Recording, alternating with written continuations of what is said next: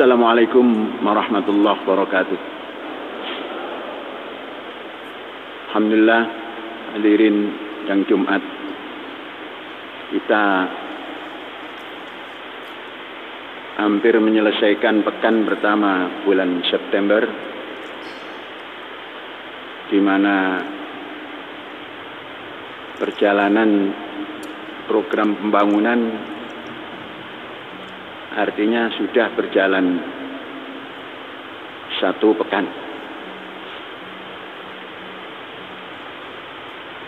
Dalam situasi yang belakangan ini, Indonesia mengalami peningkatan jumlah kasus yang terpapar COVID. Sudah melampaui paras 3.000 per satu hari. Hari kemarin 3.300, 3.600, dikit lagi 4.000. Ini satu hal yang sangat serius, harus dihadapi dengan serius. Hadirin, angka kematiannya pun meningkat. Kita bandingkan dengan Filipina yang satu angka di atas Indonesia, jumlah penduduk yang terpapar COVID.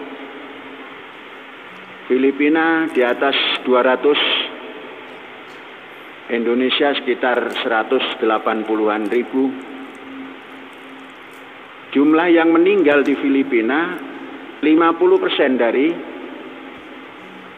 jumlah meninggal di Indonesia. Maknanya Indonesia lebih tinggi. Sedangkan kasus yang terpapar lebih rendah.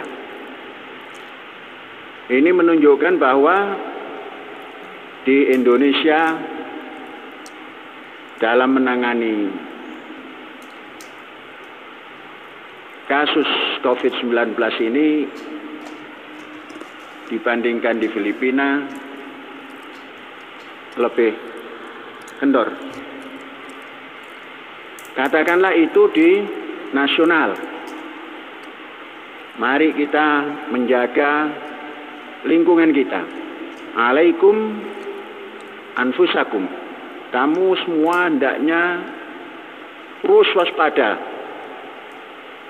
di lingkunganmu. Saudara-saudara, menghadapi perkara yang seperti ini, walaupun nampak bahwa orang per orang itu sehat, tapi ada penularan ataupun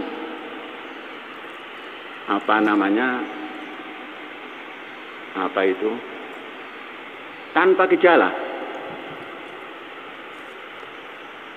Jadi kita tidak boleh lamban. Kita punya fasilitas. Kita punya perkhidmatan kesehatan. Tidak boleh lamban. Jangan sampai ada terjadi hal itu masuk dalam kampus kita yang hijau ini. Tetangga desa telah terjangkit. Maka di dalam kampus kita harus meningkatkan kewaspadaan. Apa yang harus ditingkatkan? Kelakuan kita hari-hari menyikapi protokol kesehatan dan melakukan praktek protokol kesehatan yang sesungguhnya sangat ringan. Hal yang sangat ringan. Semua tanpa kecuali Jangan sampai lupa. Saya beberapa kali menegur, entah itu siswa, entah itu karyawan.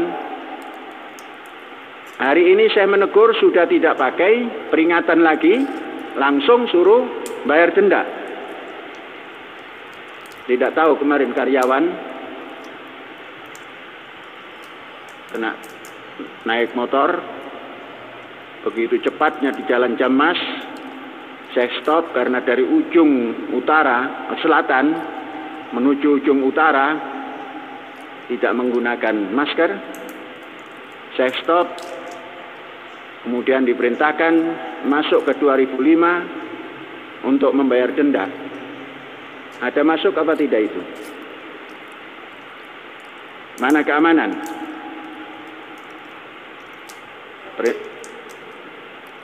Masuk. Langsung. Bagus. Karyawan itu. Nah. Nanti panggil sore, suruh ke Masiko. Ini yang kita lakukan bukan karena keras ataupun karena tidak berperi kemanusiaan. Justru ini yang namanya kemanusiaan yang adil dan beradab menghadapi wabah. Oh, saya keras. Ya. Sedang tidak bicara, jangan tidak nutup. Yang boleh membuka yang sedang bicara. Saya keras. Ya, betul. Saya diktator menghadapi ini. Iya, boleh. Demi kalian sehat dan kita semua sehat. Inilah cara kita, menurut pertimbangan kita, untuk kepentingan kita. Ini tidak ada. No excuse, tidak ada permisi, minta maaf. Tidak ada maaf. Aturan sudah ditetapkan. Jangan ngikuti yang tidak memiliki kesadaran bertata krama dalam menjalankan protokol kesehatan menghadapi COVID-19 ini. Ini sebuah tata krama. Ini sebuah budi pekerti. Ini sebuah akhlak. Jangan dianggap akhlak itu hanya berlaku tunduk. Tidak.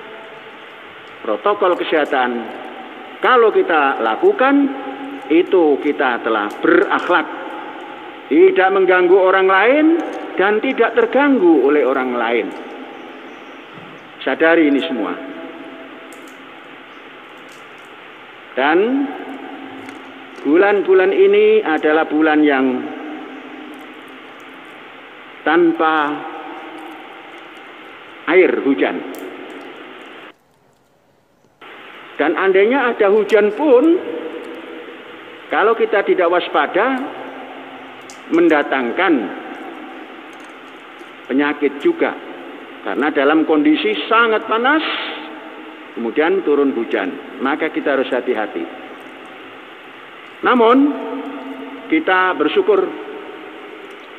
Sebab, dalam perubahan cuaca seperti ini, dari musim basah ke musim kering, dari musim agak sejuk kepada musim sangat panas seperti ini, kita tidak mendengar ada keluhan dan tanda-tanda perubahan cuaca ini yang mempengaruhi kita, sehingga banyak yang batuk, banyak yang flu. Ini kita bersyukur, karena kita sudah memberikan antisipasi masalah kesehatan dengan vaksin flu. Saudara-saudara, vaksin flu ini juga menolong untuk mendapatkan daya tahan untuk tidak terserang flu. Badan yang terserang flu itu daya tahannya turun.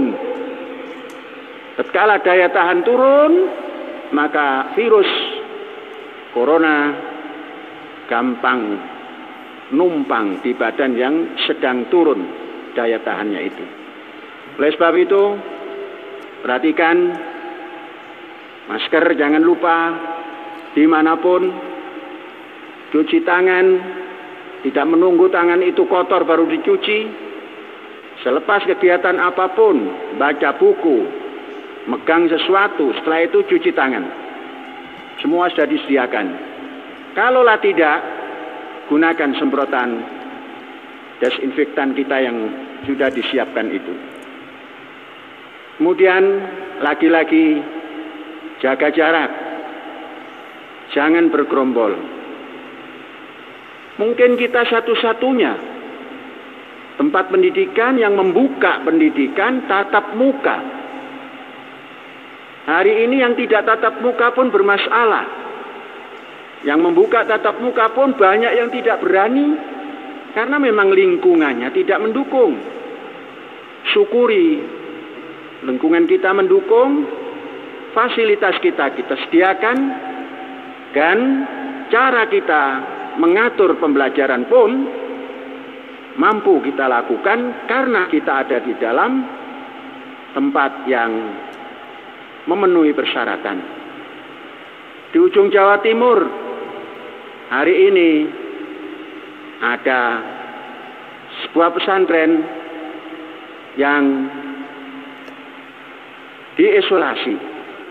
Konon di dalam rumah pesantren itu atau ya di tempat pesantren itu santrinya 6.000 orang.